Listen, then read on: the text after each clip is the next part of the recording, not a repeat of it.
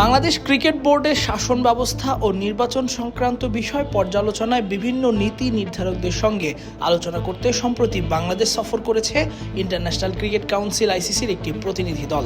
2 সদস্যের এই প্রতিনিধি দলে ছিলেন আইসিসির বোর্ড পরিচালক ডক্টর মোহাম্মদ এস মুসাজি ও মি টাভেঙ্গা মুকুলানি।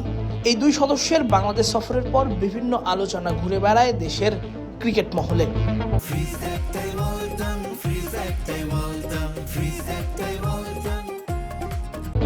বুলবুলের বোর্ড নিজেদের বিসিবির নির্বাচিত নেতৃত্ব দাবি করে দেওয়া এক সংবাদ বিজ্ঞপ্তিতে জানায়, নির্বাচন পর্যবেক্ষণ করতে নয়, বিসিবির বর্তমান পরিচালন ব্যবস্থা দেখতেই ঢাকায় এসেছেন আইসিসির 2 প্রতিনিধি।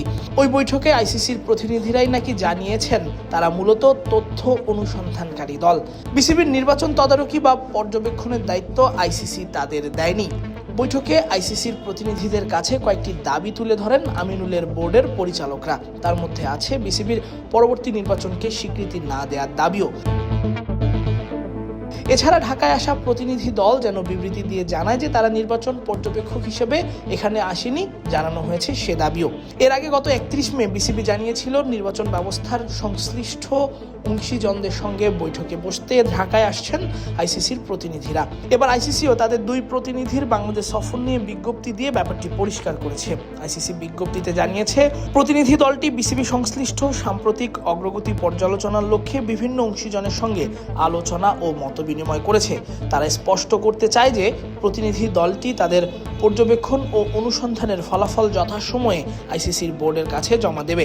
এ বিষয়ে তারা গণমাধ্যমে কোনো মন্তব্য করবে না। অতএব এই সফর সম্পর্কে গণমাধ্যমে প্রকাশিত যে কোনো প্রতিবেদন, মন্তব্য বা দাবি সম্পূর্ণরূপে অনুমান নির্ভর এবং সেগুলো আইসিসির আনুষ্ঠানিক অবস্থানকে প্রতিফলিত করে না বলেও আইসিসি দাবি করেছে। তাসফিক পলক, ক্রিক ফ্রেঞ্জি।